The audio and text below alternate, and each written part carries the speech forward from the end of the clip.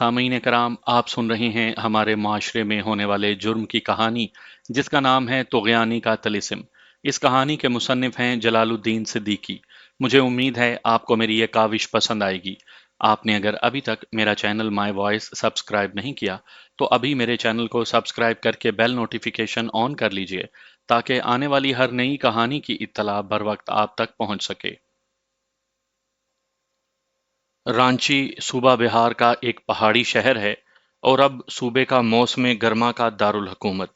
दूसरी जंग अजीम के दौरान ये शहर और इसके गिरदोनवाह का इलाका फौजों का एक वसी कैंप बन गया था और यहाँ दो हवाई अड्डे भी बनाए गए थे, जहाँ लड़ाका और बमबार तैयारे उतरते और चढ़ते रहते थे।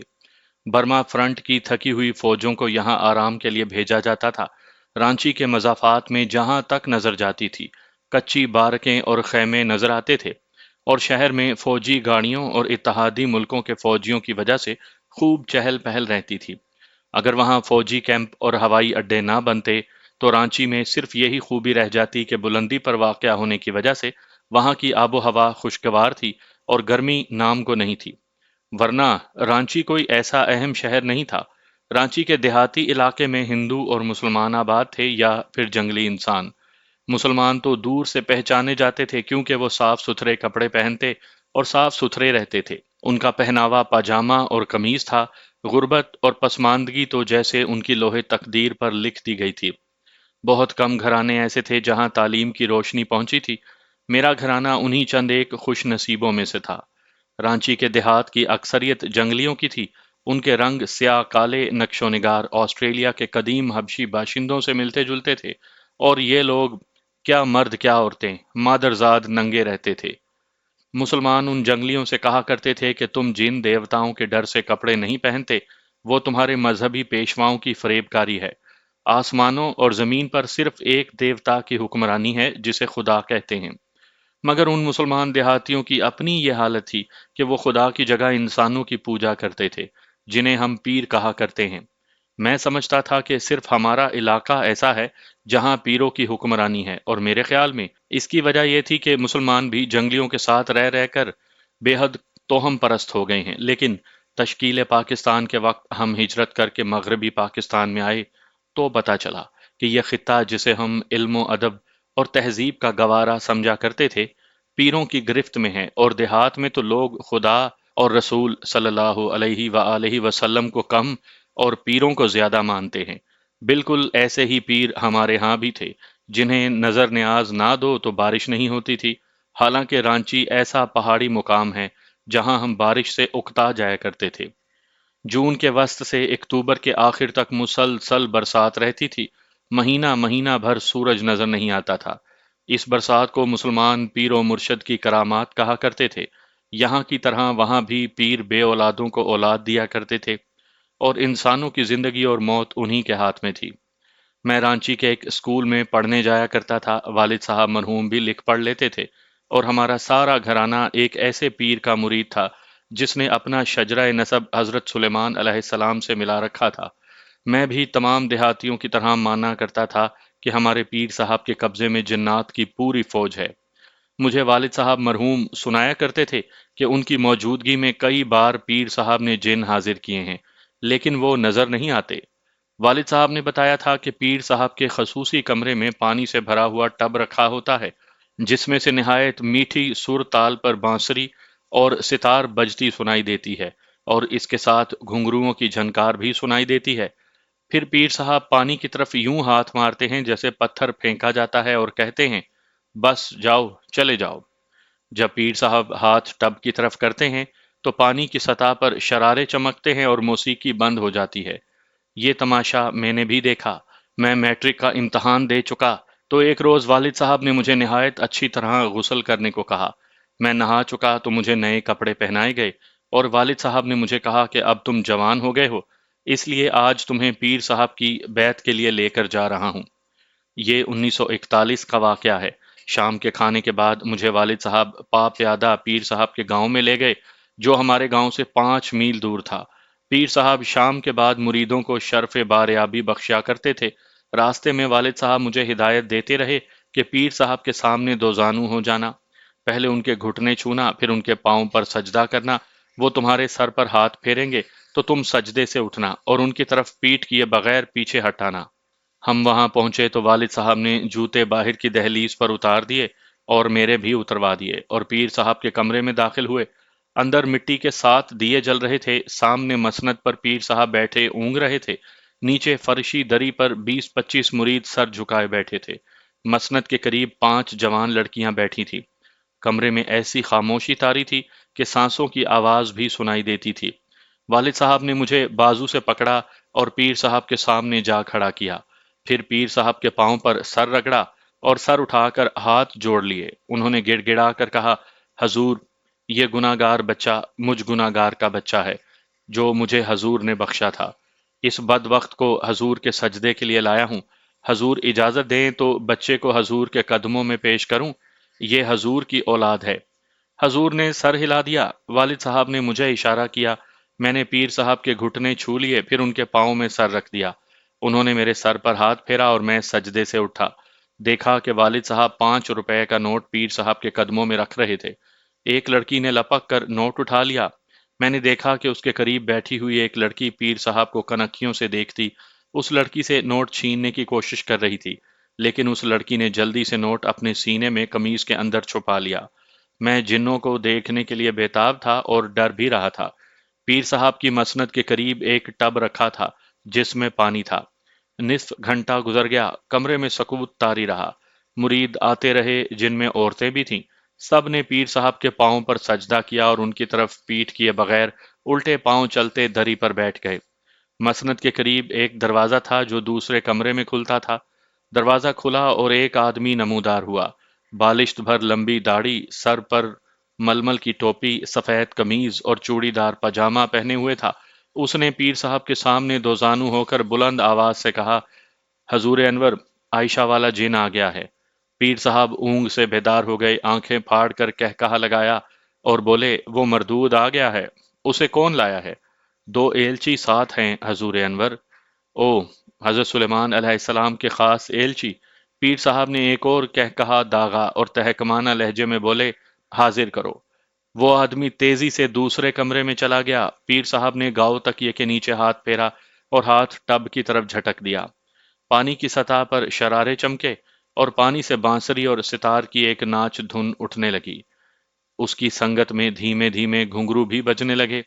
یہ دھن دھیمی تھی اور اس قدر میٹھی جیسے جادو جگا رہی ہو۔ میں نے کبھی ایسی دھن نہیں سنی تھی۔ پھر یوں محسوس ہونے لگا جیسے موسیقی کی لہریں کمرے میں پھیل رہی ہوں۔ میرے رونگٹے کھڑے ہو گئے اور میں والد صاحب کے ساتھ لگ گیا۔ صاف پتہ چل رہا تھا کہ کمرے کی فضا میں جن اور پریاں موجود ہیں اور یہ دھن جن یا پریاں ہی بجا سکتی ہیں۔ کوئی انسان اتنا میٹھا نغمہ نہیں بجا سکتا۔ مجھ پر طلسم سا طاری ہو گیا اور اس طلسم میں مجھے پیر صاحب جنوں کے شہنشاہ نظر آنے لگے۔ بے اختیار جی چاہا کہ ان کے پاؤں پر ایک اور سجدہ کروں۔ اچانک پیر صاحب کی آواز گرجی، اب میرے ساتھ بات کرو۔ موسیقی یک لخت بند ہو گئی۔ پیر صاحب نے عتابی لہجے میں کہا، تم اس غریب لڑکی کو کیوں پریشان کرتے ہو؟ پانی کے ٹب میں سے ایسی آواز آئی جو کسی بچے کی طرح بھی تھی اور عورت کی طرح بھی۔ آواز دھیمی تھی جیسے دور سے آ رہی ہو۔ آواز تھی، اس نے میرے چولہے پر پیشاب کر دیا تھا، میں اس کے سارے خاندان کو تباہ کر دوں گا۔ تم میرے قیدی ہو بدبخت، پیر صاحب نے غصے سے کہا، میں تمہیں زندہ جلا دوں گا۔ پیر صاحب نے تکیے کے نیچے ہاتھ پھیر کر پانی کی طرف جھٹکا تو پانی میں شرارے چمکے۔ اس کے ساتھ ہی کراہنے کی آواز سنائی دی اور یہ بھی، میری آنکھیں جل گئی ہیں، میری آنکھیں۔ لے جاؤ اسے، پیر صاحب نے حکم دیا۔ اس پر حضرت سلیمان علیہ السلام کی لعنت نازل ہوگی، کل اسے حاضر کرو۔ اور کمرے میں پھر سکوت طاری ہو گیا۔ مریدوں میں سے ایک ادھیڑ عمر آدمی اٹھا اور سر پیر صاحب کے پاؤں پر رکھ دیا اور رو رو کر کہنے لگا، حضور، میری بچی کو اس جن سے چھڑائیے، وہ مر رہی ہے۔ پیر صاحب نے سر ہلایا اور ہاتھ اوپر کر کے کہا، کل رات عائشہ کو میرے پاس بھیج دینا، میں نے اس کے جن کو قید کر لیا ہے۔ پانی میں سے آتی ہوئی آواز اور پیر صاحب کے ہاتھ جھٹکنے سے پانی سے اٹھتے ہوئے شرارے میرے اعصاب پر سوار ہو گئے۔ یہ کوئی جادو یا مسم ریزم نہیں تھا۔ کوئی شک ہی نہیں تھا کہ پیر صاحب کے کمرے میں جنات آتے ہیں اور ان جنات پر پیر صاحب کی حکمرانی ہے۔ چنانچہ میں سچے دل سے پیر صاحب کا مرید بن گیا اور ہفتے میں ایک بار ان کے حضور حاضری دینے لگا۔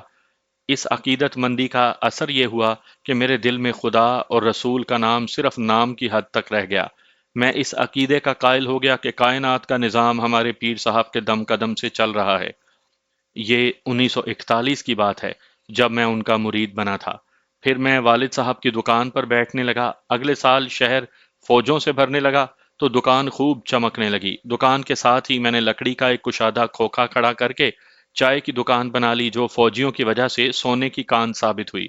یہ فوجی برما فرنٹ سے رانچی کے علاقے میں آرام کے لیے بھیجے جاتے تھے۔ ان کے پاس بے شمار پیسے ہوتے تھے، جو وہ پاگلوں کی طرح بازاروں میں خرچ کرتے پھرتے تھے۔ ان پیسوں کا بہت سارا حصہ ہماری دکان میں چلا آ رہا تھا، جسے میں اپنے پیر صاحب کی کرامت سمجھتا تھا۔ جنگ ختم ہو گئی، ہم نے شہر میں مکان بنا لیا تھا اور اس میں منتقل ہو گئے تھے، جس سے پیر صاحب کا دربار 15 میل دور ہو گیا تھا۔ پھر بھی میں ہفتے میں ایک بار ان کے ہاں حاضری ضرور دیتا تھا۔ اگست 1946 کا ذکر ہے۔ بر صغیر میں سیاسی سرگرمیاں اور مسلمانوں کا مطالبہ پاکستان زور پکڑتا گیا۔ ہندوؤں اور مسلمانوں میں کشیدگی پیدا ہو کر بڑھ گئی۔ فوجوں کی رونق بھی کم ہو گئی تھی، جس سے چائے کی دکان ذرا ٹھنڈی پڑ گئی، لیکن ہم نے دوسری دکان پر توجہ مرکوز کر دی۔ پہلے منیاری کا سامان تھا، اب کپڑا بھی رکھ لیا۔ اس دکان کے لیے مال خریدنے کے لیے والد صاحب نے مجھے کلکتے بھیجا۔ رانچی سے چھوٹی ریل گاڑی چلا کرتی تھی، جو دن بھر کے پہاڑی سفر کے بعد آسن سول کے ریلوے اسٹیشن پر پہنچا دیتی تھی۔ وہاں سے بڑی ریل گاڑی ملتی تھی۔ کلکتے جانے والی ریل شام کے بعد چلتی تھی۔ میں آسن سول پہنچا۔ کلکتے والی گاڑی ہوڑا ایکسپریس، جو لاہور سے کلکتے تک جاتی تھی، کھچا کھچ بھری ہوتی تھی۔ اس قدر رش تھا کہ پائیدان بھی خالی نہیں تھے۔ میرے پاس صرف ایک بیگ تھا۔ میں ایک ڈبے کے پائیدان پر ہی بیٹھ گیا۔ گاڑی چلنے والی تھی جب ایک جوان سال آدمی میرے پاس آ رکا۔ اس کے پاس کوئی سامان نہیں تھا۔ مجھے کہنے لگا، کسی پائیدان پر بھی جگہ نہیں ملی، ذرا پرے ہو جائیں تو میں بھی آپ کے ساتھ ہی بیٹھ جاؤں۔ میں سرک گیا اور وہ بھی میرے ساتھ لگ کر پائیدان پر بیٹھ گیا۔ ڈبے کا دروازہ کھلا تھا، جو سواریوں کے سامان کے ڈھیر کی وجہ سے بند نہیں ہو سکتا تھا۔ ہم دونوں نے گاڑی کے ڈنڈے پکڑ کر رکھے تھے۔ پیٹھیں دروازے کی طرف کر کے ہم پائیدان پر بیٹھے تھے۔ گاڑی چل پڑی۔ ہوڑا ایکسپریس بہت تیز گاڑی تھی۔ بعض اوقات اتنے اسٹیشنوں سے رن تھرو ہوتی تھی کہ 4 4 گھنٹے کہیں رکتی نہیں تھی۔ گاڑی آسن سول سے نکلی تو ساون کی پھوہار اور ٹھنڈی ہوا نے ہمیں پریشان کرنا شروع کر دیا۔ میں نے اپنے ساتھی سے پوچھا کہ وہ کہاں تک جائے گا۔ ابھی تک فیصلہ نہیں کر سکا، اس نے جواب دیا۔ میں نے حیرت زدہ ہو کر پوچھا کہ ٹکٹ کہاں تک کا لیا ہے۔ مجھے جس منزل تک جانا ہے اس کے لیے ٹکٹ کی ضرورت نہیں پڑتی، اس نے جواب دیا۔ ہم گلے پھاڑ پھاڑ کر باتیں کر رہے تھے، کیونکہ گاڑی کے شور اور ہوا کے تھپیڑوں سے اپنی آواز بھی بمشکل سنائی دیتی تھی۔ میرے ہم سفر کے لب و لہجے میں غم اور شکست تھی۔ میں اس سے پوچھنے ہی والا تھا کہ وہ گھر سے بھاگا ہوا ہے یا کوئی اور بات ہے، کہ اس نے مجھ سے پوچھا، آپ پیروں کو مانتے ہیں؟ میں ایک ایسے پیر کو مانتا ہوں جو جنوں کا بادشاہ ہے، میں نے جواب دیا۔ اس نے ہمارے جھونپڑے کو 2 منزلہ پکا مکان بنا دیا ہے اور ہماری کایا پلٹ دی ہے۔ وہ پیر کہاں ہوتا ہے؟ اس نے پوچھا۔ رانچی کے ایک گاؤں میں۔ کون سا گاؤں؟ ہٹیا، میں نے جواب دیا۔ ہٹیا والے پیر؟ اوہ! اس کے منہ سے گھبرائی ہوئی آواز نکلی اور اس کا سر جھک گیا۔ ذرا دیر بعد اس نے سر اٹھایا اور پوچھا، کیا آپ کو یقین ہے کہ اس کے قبضے میں جنات ہیں؟ میں نے اسے یقین دلایا تو اس نے کہا، میں مسلمان ہوں، آپ ہی کے علاقے کا رہنے والا ہوں، میں آپ کے پیر صاحب کو جانتا ہوں۔ میں ان کا مرید نہیں ہوں، مگر انہی کے ہاتھوں گھر سے بھاگ آیا ہوں۔ اس نے ذرا سا چپ رہ کر کہا، میں شاید زندہ نہیں رہوں گا، مرنے سے پہلے آپ کو پوری بات سنانا چاہتا ہوں۔ اگر میں کوئی گستاخی کر بیٹھوں تو معاف کر دینا۔ میرا دماغ ٹھکانے نہیں ہے۔ اس نے اپنی کہانی سنا ڈالی، جسے میں اپنے الفاظ میں مختصراً بیان کرتا ہوں۔ یہ آدمی پیر صاحب کے گاؤں سے 2 میل دور کے گاؤں کا رہنے والا تھا۔ میں اس کا نام نہیں بتانا چاہتا کیونکہ اب وہ پاکستان میں ہے۔ اب میں اس شخصیت کا مرید ہوں۔ اب میں اسی کو پیر مانتا ہوں اور خدا اور رسول کی عبادت کو ہی اپنا ایمان سمجھتا ہوں۔ اس نے سنایا کہ وہ اپنی چچا زاد بہن کو چاہتا تھا اور یہ لڑکی بھی اسے دل و جان سے پسند کرتی تھی۔ دونوں کی پاک محبت رنگ لائی اور ان کی منگنی ہو گئی۔ لڑکی کے والدین منگنی کے بعد لڑکی کو پیر صاحب کی مریدنی بنانے کے لیے لے گئے۔ پیر صاحب کو لڑکی پسند آ گئی۔ انہوں نے اسے اپنے خاص مریدوں کا اعزاز بخشا اور اپنے دربار کا خصوصی دوپٹہ لڑکی کے سر پر ڈال دیا۔ یہ دوپٹہ وہ کسی کسی لڑکی پر ڈالا کرتے تھے۔ ہمارے علاقے میں ایسی لڑکی کو عام انسانوں سے بلند درجہ حاصل ہو جاتا تھا۔ یہ اعزاز 7-8 لڑکیوں کو حاصل تھا، جن میں ایک سے ایک خوبصورت تھی۔ وہ باری باری یا دو دو کئی کئی دن اور راتیں پیر صاحب کے گھر میں گزارتی تھیں۔ وہ ہم جولی لڑکیوں کو طلسماتی سی کہانیاں سنایا کرتی تھیں، جنہیں سن کر دیہات کی لڑکیوں کے دلوں میں بھی خواہش پیدا ہو جاتی تھی کہ انہیں بھی پیر صاحب خصوصی دوپٹہ عنایت فرمائیں۔ میرے ہمسفر نے مجھے سنایا کہ جب پیر صاحب نے اس کی منگیتر کو خصوصی مرید بنا لیا تو لڑکی کے والدین نے منگنی توڑ دی، کیونکہ وہ اپنی بیٹی کو ایک عام آدمی سے بیاہ کر پیر صاحب کی توہین نہیں کر سکتے تھے۔ یہاں تو دلوں کا سودا ہو چکا تھا۔ لڑکی اسی دنیا میں جنی پلی تھی جہاں پیر صاحب کی حکمرانی تھی، لیکن محبت کا جذبہ اتنا شدید تھا کہ لڑکی باغی ہو گئی۔ وہ مسلسل 3 دن اور 3 راتیں پیر صاحب کے گھر رہی۔ جب آئی تو اس نے منگیتر سے چوری چھپے ملاقات کر کے بتایا کہ پیر صاحب اسے اپنی بے نکاحی دلہن بنا چکے ہیں۔ لڑکی نے بتایا کہ پیر صاحب نے اسے ایک نہایت خوبصورت کمرے میں رکھا، جہاں رات کے وقت بانسری اور ستار کے دھیمے دھیمے نغمے سنائی دیتے تھے اور ہلکے ہلکے گھنگرو بجتے تھے۔ اسے دودھ پلایا جاتا تھا۔ 10-15 منٹ کے بعد اس کے کانوں میں نہایت سریلی آواز گونجنے لگتی تھی، تم پری ہو اور پریاں تمہارے ساتھ کھیلنے آئی ہیں۔ دیکھو تتلیاں کتنی خوبصورت ہیں۔ اور یہ مترنم سرگوشیاں سنتے سنتے اسے اپنے ارد گرد نہایت حسین لڑکیاں ہنستی کھیلتی نظر آنے لگتی تھیں۔ پھول بھی نظر آتے تھے جو فضا میں تیرتے تھے، اور جب صبح کے وقت اس کی آنکھ کھلتی تھی تو اس کے سر میں گرانی اور جسم کے جوڑ جوڑ میں درد ہوتا تھا۔ یہ بات حیران کن ہے کہ ایک پسماندہ علاقے کی سیدھی سادی دیہاتی لڑکی کے دل میں یہ احساس پیدا ہو گیا تھا کہ اسے ایسا فریب دیا جا رہا ہے جسے وہ پیر صاحب کی کرامت نہیں مان سکتی۔ یہ تو اسے معلوم ہی تھا کہ اس کی عزت اور آبرو لٹ چکی ہے، اور اب اس کی ساری جوانی پیر صاحب کے خصوصی کمرے کی بھیٹ چڑھ گئی ہے۔ میرا ہمسفر بھی پیر صاحب کا مرید بننے والا تھا، کیونکہ میری طرح اس نے بھی ان کے کمرے میں جنوں کی موسیقی سنی اور پانی پر شرارے چمکتے دیکھے تھے۔ اس نے پانی میں ابھرتی ہوئی جنوں کی آواز بھی سنی تھی۔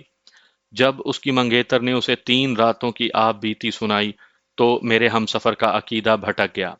اسے پیر رقیب کی شکل میں نظر آنے لگا، مگر اس میں اتنی جرت نہیں تھی کہ کسی سے کہہ سکتا کہ پیر نے اس کی منگیتر کو بے نکاحی بیوی بنا لیا ہے۔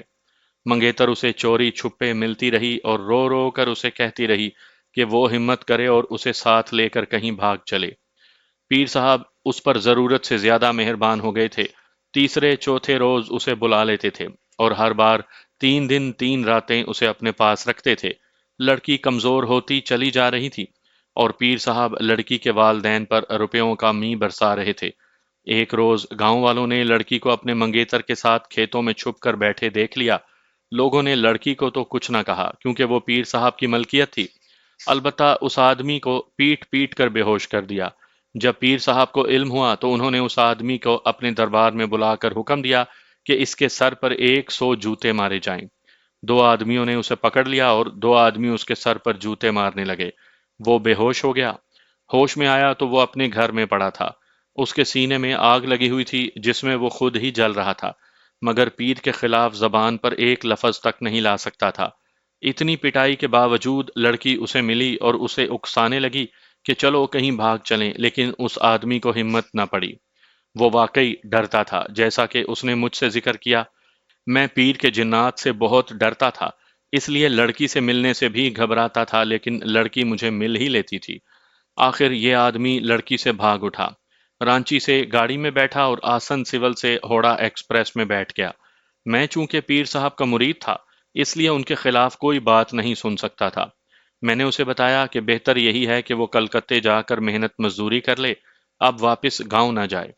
آپ پیر صاحب کے مرید ہیں، اس نے مجھ سے التجا کی، آپ انہیں کہیں کہ آپ کے ہاں لڑکیوں کی کوئی کمی نہیں، میری منگیتر مجھے بخش دیں۔ میں نے اسے بتایا کہ میں ایسی جرت نہیں کر سکتا، مجھے بھی پیر صاحب کے جنوں سے ڈر آتا ہے۔ اس کا سر جھک گیا۔ گاڑی بہت تیز بھاگی جا رہی تھی، ہم پائیدان پر بیٹھے یک ہوا کے تھپیڑے سہ رہے تھے۔ دماغ سن ہو رہے تھے، ڈبے میں مسافر اونگ یا سو رہے تھے۔ اچانک گاڑی کی گڑ گڑاہٹ بہت بلند ہو گئی۔ دیکھا کہ گاڑی کسی دریا کے پل سے گزر رہی تھی۔ چاندنی رات میں صاف دکھائی دے رہا تھا کہ دریا میں طغیانی آئی ہوئی ہے۔ پل کا جنگلہ نہیں تھا، ہم چونکہ گاڑی سے باہر پائیدان پر بیٹھے تھے، اس لیے پل اور پہیوں کا شور بہت ہی بلند اور ہولناک تھا۔ گاڑی جب پل کے وسط میں پہنچی تو میرے ساتھی کی آواز سنائی دی، اچھا دوست، خدا حافظ، اور اس نے دریا میں چھلانگ لگا دی۔ فضا نمناک ہونے کی وجہ سے چاندنی بہت ہی شفاف تھی۔ میں نے اسے گٹھڑی کی طرح دریا میں جاتے دیکھا، پھر اسے پانی میں گرتے ہوئے دیکھا اور گاڑی پل عبور کر کے موڑ کاٹنے لگی۔ میرا دل بیٹھنے لگا۔ ساون کی طغیانی میں دریا میں کود کر زندہ رہنا ممکن ہی نہیں تھا۔ میں نے دو باتیں سوچیں اور دل کو اطمینان ہو گیا۔ ایک یہ کہ اس آدمی نے ذہنی اذیت سے نجات حاصل کر لی ہے، اور دوسرے یہ کہ اسے پیر صاحب کی توہین کی سزا ملی ہے۔ میں اس عقیدے کا قائل تھا کہ پیر صاحب جس لڑکی کے سر پر دوپٹہ ڈال دیں، اسے کوئی مرد بری نظر سے یا ایسی نظر سے نہیں دیکھ سکتا کہ اس کے ساتھ شادی کر لے۔ میں نے تو یہ بھی مان لیا تھا کہ پیر صاحب کے کسی جن نے اس آدمی کو دریا میں پھینکا ہے۔ میں دل پر عجیب سا بوجھ اور تاثرات لیے کلکتے پہنچا، اپنا کام کیا اور دوسرے روز واپسی کے لیے گاڑی پر سوار ہو گیا۔ اس دفعہ گاڑی دن کے وقت اس دریا کے پل پر سے گزری جس میں میرے ہم سفر نے چھلانگ لگا کر خودکشی کی تھی۔ میرے رونگٹے کھڑے ہو گئے۔ بڑا ہی ہولناک سیلاب تھا۔ اس میں تو مگرمچھ بھی نہیں تیر سکتے ہوں گے، وہ تو پھر کمزور سا انسان تھا۔ اتنی طوفانی موجوں نے اسے پلک جھپکتے میں ڈبو کر مار دیا ہوگا۔ میں رانچی پہنچ گیا۔ اپنے والد صاحب کے سوا میں نے کسی کو نہ بتایا کہ فلاں گاؤں کے ایک آدمی نے دریا میں کود کر خودکشی کر لی ہے۔ وجہ یہ تھی کہ مجھے یہ ڈر پیدا ہو گیا تھا کہ کوئی یہ شک نہ کر بیٹھے کہ اسے میں نے گاڑی سے دھکا دیا ہے۔ بمشکل ایک مہینہ گزرا ہوگا کہ ایک صبح ہمیں شہر میں یہ اطلاع ملی کہ رات پیر صاحب قتل ہو گئے ہیں۔ میں اپنے والد صاحب کے ساتھ ان کے گھر پہنچا۔ سینکڑوں مریدین جمع تھے اور دھاڑیں مار مار کر روتے تھے۔ عورتیں بین کر رہی تھیں، کسی کو اندر جانے نہیں دیتے تھے۔ خاص مریدوں سے پتہ چلا کہ پیر صاحب کی لاش اندر فرش پر پڑی ہے۔ جسم پر خنجر یا چاقو کے 3 زخم ہیں، 2 گردن کے قریب اور ایک دل پر۔ پتہ چلا کہ تینوں زخم بہت گہرے ہیں۔ خاص مریدوں نے بڑے وثوق سے بتایا کہ انہیں جنوں نے قتل کیا ہے۔ میرا خیال تھا کہ جنات جس کے قبضے میں ہوں اسے کوئی نقصان نہیں پہنچا سکتے، لیکن بوڑھوں نے بتایا کہ جو شخص جنات کو حاضر کرنے کی طاقت رکھتا ہے اسے جنوں سے سب سے زیادہ خطرہ ہوتا ہے۔ جن کسی بھی وقت وار کر سکتے ہیں۔ انہوں نے یہی حشر ہمارے پیر صاحب کا کیا تھا۔ تمام دیہاتی خوفزدہ ہو گئے کہ اگر ان کے پیر صاحب کا یہ حشر ہو سکتا ہے تو اللہ جانے جن ان پر کیا قیامت توڑ دیں گے۔ ہم وہاں کھڑے ہی تھے کہ پولیس آ گئی۔ پولیس کو ہندوؤں نے اطلاع دی تھی کہ مسلمانوں کا پیر قتل ہو گیا ہے۔ پاکستان میں آ کر دیکھا ہے کہ یہاں ہر روز قتل ہوتے ہیں۔ یہاں کے دیہات میں قتل کی واردات کی کوئی اہمیت نہیں۔ لوگ ایک دوسرے کو قتل کر کے بڑے جوش و خروش سے مقدمات لڑتے ہیں، مگر ہمارے علاقے میں لوگوں نے قتل کا صرف لفظ سن رکھا تھا، قتل کی واردات کبھی نہیں ہوئی تھی۔ پولیس کے لیے یہ مسئلہ بہت ہی سنگین تھا۔ پولیس پارٹی کے ساتھ 6 کانسٹیبل، 2 تھانے دار اور ایک انگریز پولیس آفیسر تھا، جسے لوگ کہتے تھے کہ پولیس کپتان ہے۔ بعد میں علم ہوا کہ وہ سپرنٹینڈنٹ تھا۔ رانچی میں مستقل طور پر انگریز پولیس افسر نہیں ہوا کرتا تھا، وہ دورے پر آیا ہوا تھا۔ یہ پولیس پارٹی پیر صاحب کے گھر کے اندر چلی گئی۔ بہت دیر کے بعد لاش کو چارپائی پر ڈال کر باہر لائے۔ 3 4 چارپائیاں باہر بچھا دی گئیں۔ ایک چارپائی پر انگریز بیٹھ گیا اور خاص مریدوں کے بیانات لیے جانے لگے۔ انگریز افسر اردو بہت اچھی بولتا تھا۔ اس نے پوچھا کہ رات پیر کے کمرے میں کون کون تھا۔ ایک مرید نے ذرا ہکلا کر کہا، صاحب بہادر، پیر صاحب اکیلے سویا کرتے تھے۔ اس کی ہکلاہٹ اتنی نمایاں تھی کہ انگریز نے اس سے کہا، میرے قریب آؤ۔ وہ خوف زدگی کے عالم میں انگریز کے سامنے گیا۔ انگریز نے کہا، بیٹھ جاؤ۔ وہ زمین پر بیٹھ گیا۔ انگریز نے اس کی آنکھوں میں آنکھیں ڈال دی اور چپ چاپ اسے دیکھتا رہا۔ میں قریب ہی کھڑا تھا۔ مرید کے چہرے کا رنگ بدلنے لگا۔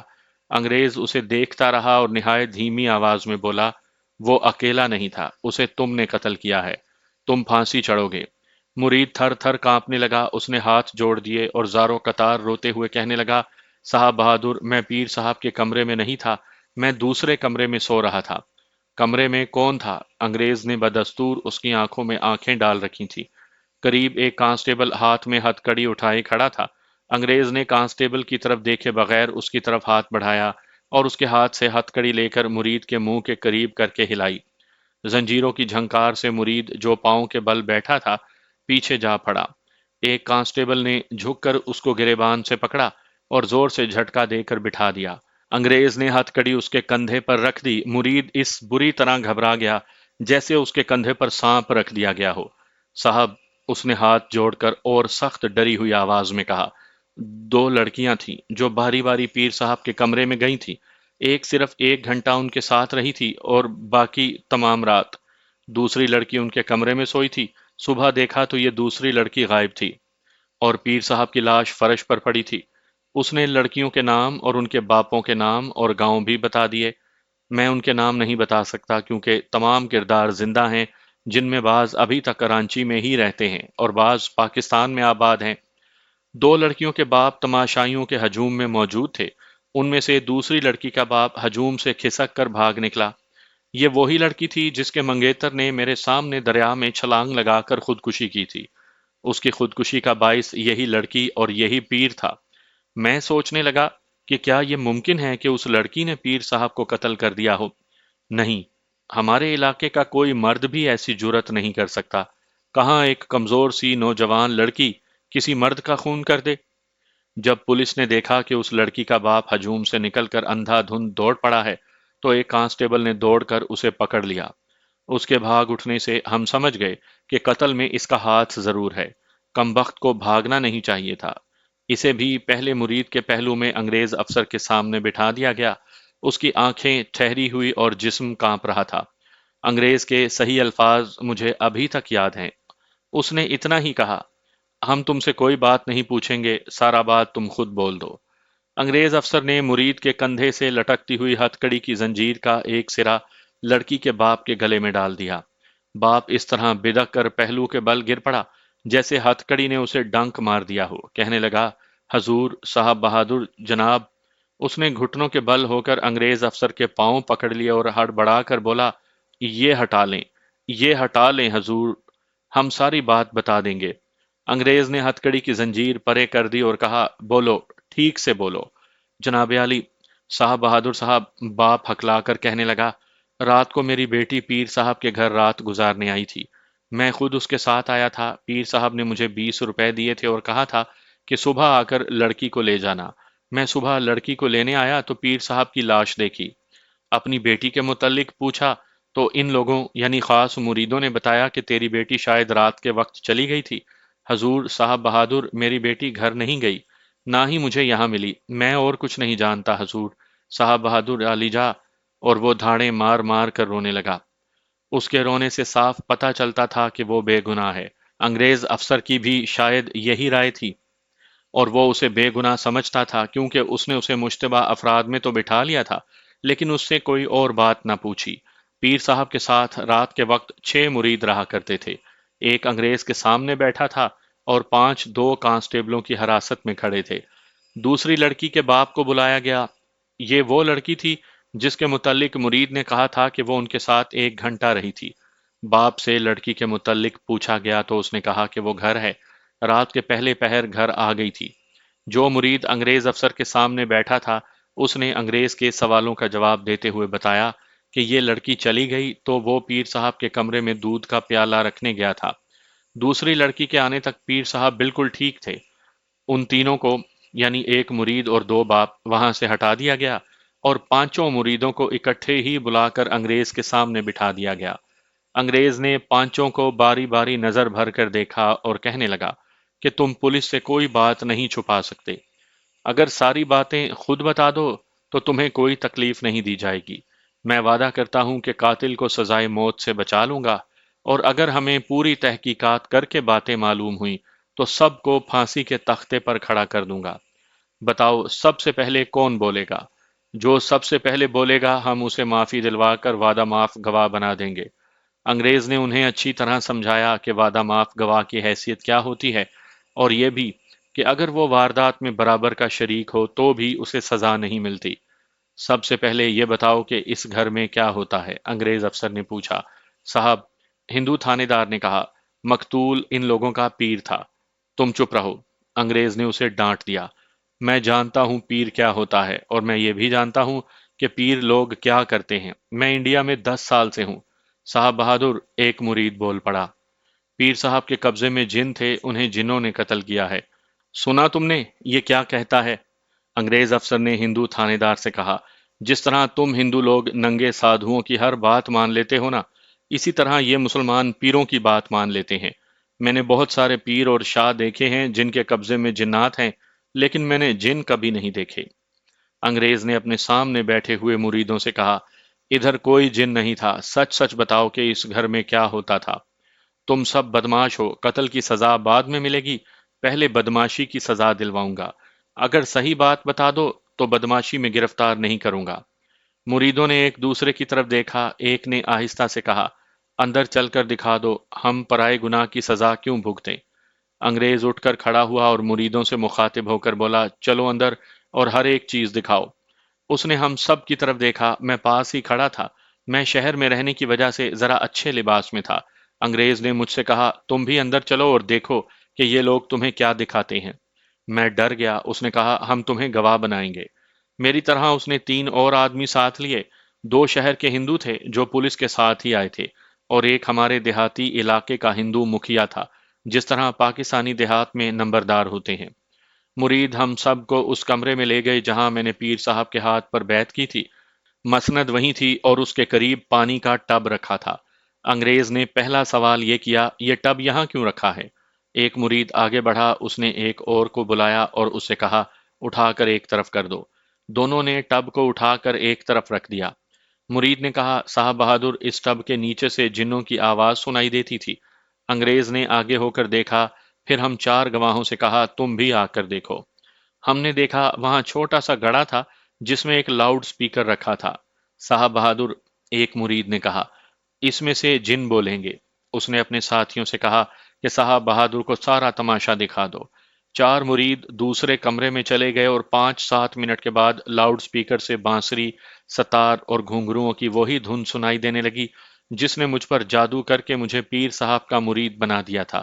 مگر اس روز اس دھن میں وہ جادو نہیں تھا، بلکہ ایک ڈراؤنا سا تاثر تھا۔ دھن خاموش ہو گئی اور آواز آئی، اب جن بولیں گے۔ لاؤڈ سپیکر میں سے دھیمی آوازیں سنائی دینے لگیں، جیسے بہت دور بیٹھی کوئی عورت یا کوئی بچہ بول رہا ہو۔ یہ آوازیں بھی خاموش ہو گئیں اور 4 مرید دوسرے کمرے سے آ گئے۔ ایک نے کہا، یہ ساز ہم بجا رہے تھے اور جنوں کی طرح یہ بولا تھا۔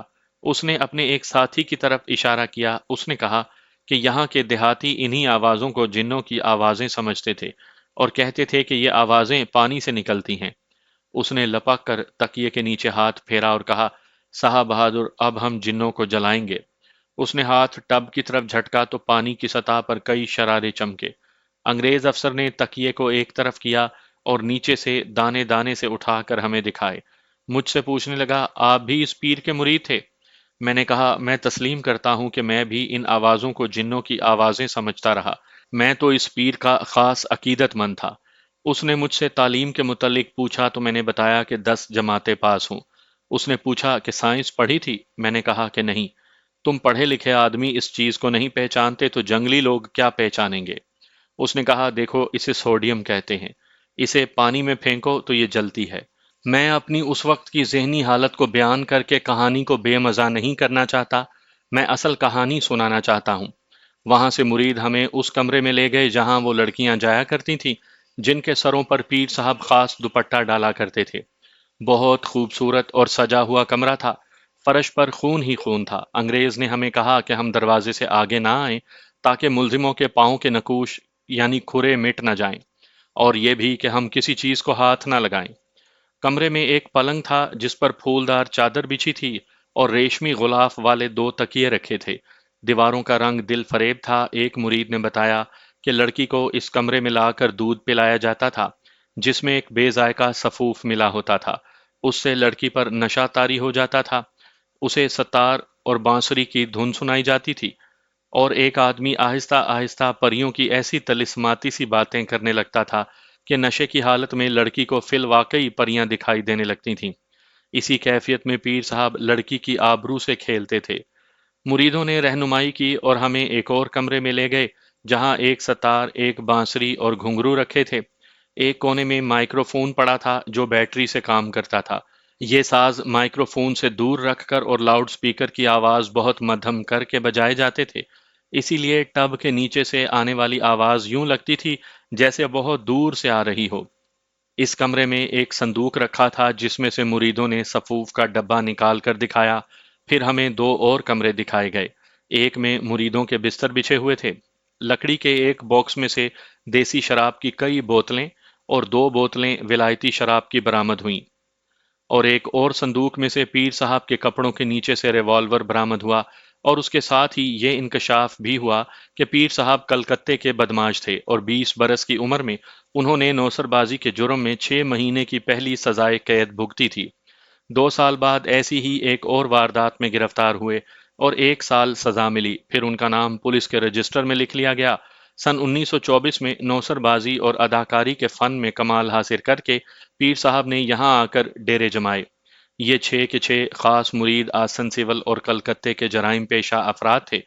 جتنی اشیاء برآمد کی گئیں ان کا مشیر نامہ تیار کیا گیا، جس پر ہم 4 آدمیوں نے دستخط کیے۔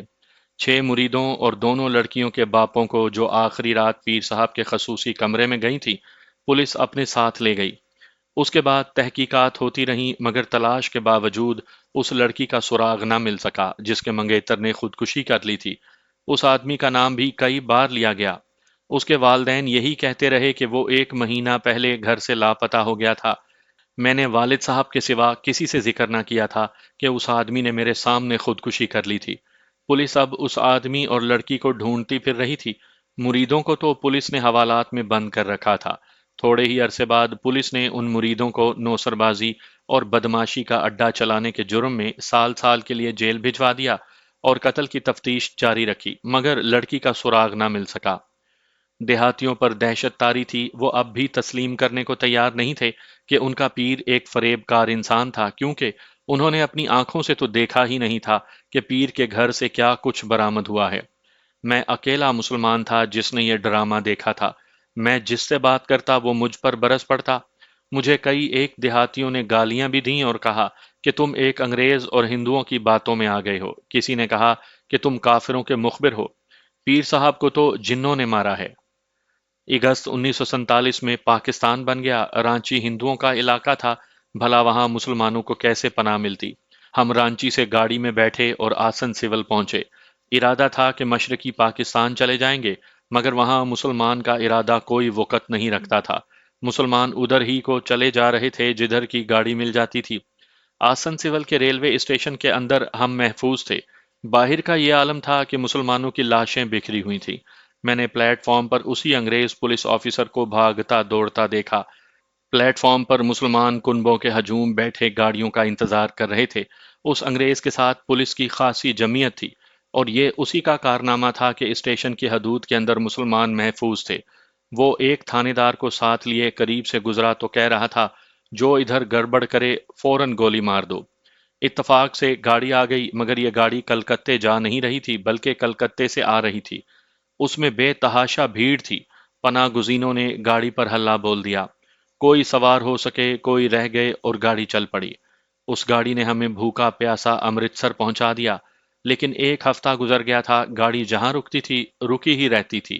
راستے میں گاڑی پر ہندوؤں اور سکھوں نے گولیاں بھی چلائیں اور کئی مسلمان بھی شہید ہو گئے۔ مشرقی پنجاب میں تو ریلوے لائن کے ساتھ لاشیں ہی لاشیں تھیں۔ میں نے کئی لاشیں دیکھیں جن کے سر، بازو یا ٹانگیں کٹی ہوئی تھیں۔ ایسے معلوم ہوتا تھا جیسے یہ گاڑی کے نیچے آ گئے ہوں۔ گرتے پڑتے ہم پاکستان کی سرحد میں داخل ہو گئے اور رانچی کے مسلمان سارے پاکستان میں بکھر گئے۔ 10 سال گزر گئے، ہم اپنے کاروبار میں لگ گئے اور اپنے پاؤں پہ کھڑے ہو گئے۔ دسمبر 1957 کا ذکر ہے۔ میں فٹ پاتھ پر چلا جا رہا تھا، سامنے سے ایک آدمی آ رہا تھا۔ وہ مجھے بڑے غور سے دیکھ رہا تھا۔ صورت جانی پہچانی سی لگی۔ میں نے سوچا کہ رانچی کا کوئی آدمی ہوگا، شاید ہماری دکان پر آتا رہتا ہوگا۔ ہم ایک دوسرے کے قریب ہوئے تو دونوں رک گئے۔ اس نے مجھے گھور گھور کر دیکھا اور بولا، معافی چاہتا ہوں کہ آپ کو راستے میں روک لیا ہے۔ آپ رانچی کے مہاجر تو نہیں؟ ہاں، میں نے کہا، میں رانچی کا مہاجر ہوں۔ آپ نے ہماری دکان دیکھی ہوگی، آپ ہماری دکان میں آتے رہتے ہوں گے۔ نہیں، اس نے مسکرا کر کہا، میں نے آپ کے ساتھ ہوڑا ایکسپریس کے پائیدان پر سفر کیا تھا۔ وہ رات کا سفر آپ بھول گئے ہیں؟ میں نے اسے غور سے دیکھا تو پہچان لیا، مگر یہ یقین نہ آیا کہ طغیانی کے لہروں میں کود جانے والا انسان زندہ بھی رہ سکتا ہے۔ آپ کی حیرت بجا ہے، اس نے کہا۔ وہ میں ہی تھا جس نے دریا میں چھلانگ لگائی تھی، لیکن میں مرا نہیں تھا۔ کیا دریا میں پانی کم تھا؟ پانی بہت گہرا اور سیلابی تھا، اس نے کہا۔ اگر پانی کم ہوتا تو شاید میں اپنے آپ کو ڈبو دیتا۔ اس نے ادھر ادھر دیکھا تو چھوٹے سے ایک ہوٹل کی طرف اشارہ کر کے بولا، آئیے چائے پیئیں گے اور باتیں کریں گے۔ ہوٹل میں اس نے چائے منگوائی اور ایک ایسی کہانی سنائی جس نے مجھے ان قوتوں کا قائل کر دیا جو خدا نے انسان کو عطا کی ہیں، مگر انسان ان سے بے خبر ہے۔ میں اسی کو ایمان کی قوت کہتا ہوں۔ اس نے کہانی جن الفاظ میں سنائی تھی، میں انہی الفاظ کو ذرا بنا سنوار کر اپنی زبان میں پیش کرتا ہوں۔ وہ کوئی ایسا پڑھا لکھا آدمی نہیں۔ پاکستان میں آ کر اس نے باقاعدہ لکھنا پڑھنا سیکھ لیا ہے۔ اس سے پہلے وہ صرف قرآن پڑھ سکتا تھا یا پہلی جماعت کا قاعدہ، لیکن کھیتی باڑی میں الجھ کر قاعدہ بھی بند ہو گیا تھا۔ اس نے اپنی کہانی سیدھے سادے طریقے سے سنا ڈالی، لیکن طغیانی میں ڈوبتے وقت اس کے اندر جو انقلاب آیا وہ اس کا تجزیہ کرنے سے قاصر تھا، کیونکہ اس کا علم محدود تھا۔ قصہ یوں ہوا کہ اس کی اپنی رائے کے مطابق وہ ایک بزدل انسان تھا۔ اس نے بچپن سے لے کر دریا میں کودنے تک کے کئی واقعات سنائے جو ثابت کرتے تھے کہ اس کا دل بہت ہی کمزور تھا اور اس پر ہر وقت انجانا سا خوف طاری رہتا تھا۔ روزمرہ زندگی کے عام سی قسم کے واقعات بھی اسے خوف زدہ کر دیا کرتے تھے۔ وہ دو چار مردوں کی محفل میں بیٹھنے سے بھی کتراتا تھا۔ خاموش طبع انسان تھا جسے خوف اور احساس کمتری نے چلتی پھرتی لاش بنا رکھا تھا۔ ایسے انسان میں اتنی جرت ہو ہی نہیں سکتی کہ وہ ایک نوجوان لڑکی سے اظہار محبت کرے۔ یہ تو وہ لڑکی ہی بتا سکتی ہے کہ اسے اس انسان کی کون سی ادا بھا گئی تھی کہ اسے چاہنے لگی تھی، اور چاہا بھی اتنا کہ اپنی دنیا کے بادشاہ اور جنوں اور پریوں کے شہنشاہ تک کو ٹھکرا دیا۔ اس آدمی نے زندگی کا پہلا اور سب سے بڑا جرات مندانہ کارنامہ یہ کیا کہ لڑکی کی محبت کو قبول کر لیا، اور اسے چوری چھپے ملتا رہا، مگر اس محبت کا جو حشر ہوا وہ میں بیان کر چکا ہوں۔ پیر کے جنوں سے وہ اس قدر خوف زدہ ہو گیا تھا کہ راتوں کو ہڑبڑا کر اٹھ بیٹھتا تھا، اور اسے اپنے کمرے میں جن اور بھوت نظر آنے لگتے تھے۔ وہ رات رات بھر خوف کے مارے کانپتا رہتا تھا۔ دن کے وقت وہ پیر کے مریدوں سے بھی ڈر جاتا تھا۔ دوسری طرف لڑکی نے محبت کے واسطے دے دے کر اس کا ناک میں دم کر رکھا تھا کہ چلو کہیں بھاگ چلیں، مگر وہ اکیلا ہی بھاگ اٹھا اور زندگی کے جھمیلوں سے ہی بھاگ گیا۔ جب وہ دریا میں گرا تو اس کے بیان کے مطابق وہ پانی میں دور نیچے تک چلا گیا۔ اس نے محض اتفاق سے منہ بند رکھا اور سانس بھی روک لیا تھا، جس سے پانی اس کے پیٹ اور پھیپڑوں میں نہ جا سکا۔ وہ کہتا ہے کہ وہ طغیانی کے زور سے یوں سطح پر ابھر آیا جیسے کسی غیبی قوت نے گھسیٹ کر اس کو باہر نکال دیا ہو۔ سطح پر آ کر اس نے گہری سانس لی۔ ایک غضبناک موج نے اسے دبوچ کر اوندھے منہ ایسی ڈبکی دی کہ وہ پھر تہہ کی طرف جانے لگا، لیکن نیچے سے پانی کے زور نے اسے پھر سطح پر دھکیل دیا۔ طغیانی کا شور اس کے دل اور جگر کو چکنا چور کر رہا تھا، اور ٹھنڈے پانی سے دماغ کی نسیں سن ہو رہی تھیں۔ سطح پر آ کر اس نے پھر گہری سانس لی۔ طغیانی اسے بہت تیزی سے بہائے لیے جا رہی تھی۔ ایک اور چٹان جیسی لہر نے غرا کر اسے پھر ڈبکی دی، لیکن اسی لہر نے اسے پانی سے اٹھا کر سطح پر اچھال دیا۔ وہ سانس لے ہی رہا تھا کہ وہ یوں ایک ہی مقام پر گھومنے لگا جیسے بچے لٹو کو گھماتے ہیں۔ یہ ایک بھंور تھا۔ بھنور کا عالم یہ ہوتا ہے کہ گھومتا ہوا پانی تہہ کی طرف جاتا ہے، اور اس کی لپیٹ میں ہاتھی آ جائے تو اسے بھی تہہ میں لے جا کر مار دیتا ہے۔ لیکن یہ آدمی ہاتھی نہیں بلکہ دبلا پتلا انسان تھا۔ وہ غالباً بھنور کی تیز رفتار گردش سے دور جا پڑا، مگر جو چکر اس نے کھائے تھے ان سے اس کا سر ڈولنے لگا۔ ایک اور لہر اسے اوپر اٹھا لے گئی جہاں اس نے گہری سانس لے لی، اور یہ تھا وہ موقع جب اس کا خوف جو ساری عمر اس کے دل پر سوار رہا تھا ایک قوت بن گیا۔ اس نے تو مرنا چاہا تھا، لیکن موت سامنے آئی تو اس نے دیکھ لیا کہ کوئی قوت اسے اٹھا اٹھا کر موت کے منہ سے دور پھینک رہی ہے۔ اس پر موت کا خوف طاری ہوا تو وہ پھر موت سے بھاگنے لگا۔ پھر اسے یقین سا ہو گیا کہ وہ موت کو شکست دے سکتا ہے۔ اس نے اپنے بازوؤں کے زور سے تیرنے کی کوشش کی تو محسوس ہوا کہ طغیانی اسے کنارے تک نہیں پہنچنے دے گی۔ رات چاندنی تھی جس میں اسے لہروں کی بھاگتی دوڑتی چٹانیں نظر آ رہی تھیں۔ اگر اندھیرا ہوتا تو وہ کبھی کا ڈوب چکا ہوتا، کیونکہ اندھیرے کا اثر ایسا ہوتا ہے جو کمزور دل انسان کی آدھی قوت سلب کر لیتا ہے۔ اس آدمی کو کنارے کے درخت دکھائی دے رہے تھے جو اسے حوصلہ دے رہے تھے کہ کنارہ دور نہیں۔ درختوں کی صورت میں اسے اپنی زندگی کنارے پر کھڑی دکھائی دے رہی تھی، جسے دیکھ کر اس نے موت کے خلاف فیصلہ کن جنگ شروع کر دی۔ جب اس نے اپنے زور پر تیرنا شروع کیا تو سیلابی موجیں اس کے مقابلے پر اتر آئیں۔ اس نے بلند آواز سے کہا، میں نکل جاؤں گا، اب نہیں ڈروں گا۔ اس نے اپنی آواز سے حوصلہ لیا اور کنارے کی طرف تیرنے لگا۔ لہروں نے اسے اٹھا اٹھا کر ڈبکیاں دی۔ اس نے ہر بار ابھر کر چلا چلا کر کہا، میں نکل جاؤں گا، اب نہیں ڈروں گا۔ اسے دراصل وہ قوت حوصلہ دے رہی تھی جو اسے پانی کے نیچے سے اٹھا کر سطح پر لے آتی تھی۔ یہ طغیانی کی خاصیت ہوتی ہے کہ پانی لہریں بن کر اوپر اٹھتا ہے اور اوپر سے نیچے جاتا ہے اور تہہ سے ٹکرا کر پھر اوپر آتا ہے۔ اگر انسان حوصلے کو ہاتھ سے نہ جانے دے تو وہ طغیانی میں اتنی جلدی نہیں ڈوب سکتا۔ یہ طغیانی کی صرف دہشت ہوتی ہے جو انسان کی قوتوں کو مفلوج کر کے اسے ڈبو دیتی ہے۔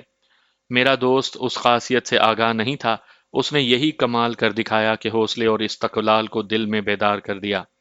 وہ ڈبکیاں کھاتا رہا اور ابھر ابھر کر تیرتا بھی رہا۔ اسے یاد نہیں کہ وہ کتنی دیر طغیانی اور موت سے لڑتا رہا۔ ایک بار وہ پھر تہہ کی طرف گیا تو نیچے سے اسے دھچکا لگا۔ اس نے پاؤں کے نیچے زمین محسوس کی اور یہ بھی دیکھا کہ اس کے کندھے، منہ اور سر پانی سے باہر ہیں۔ وہ رک کر کھڑا ہو گیا۔ ادھر ادھر دیکھنے سے پتا چلا کہ یہاں دریا بہت چوڑا ہو گیا ہے اور پانی اس قدر پھیل گیا ہے کہ گہرائی بھی ختم ہو گئی ہے اور پانی کا زور بھی ٹوٹ گیا ہے۔ اس کا جسم ٹوٹ پھوٹ چکا تھا۔ وہ کھڑا رہنے کے قابل نہیں تھا، لیکن ابھی اس کی جنگ ختم نہیں ہوئی تھی۔ وہ کنارے کی طرف چل پڑا۔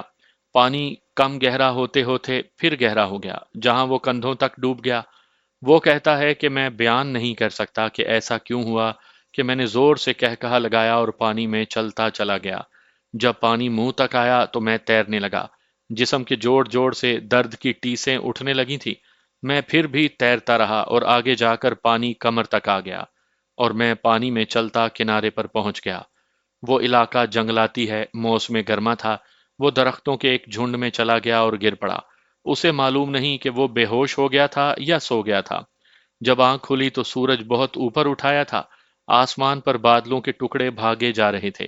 اس نے کپڑے اتار کر دھوپ میں پھیلا دیے اور پھر لیٹ گیا۔ وہ بہت سو چکا تھا، اس لیے اسے نیند نہ آئی۔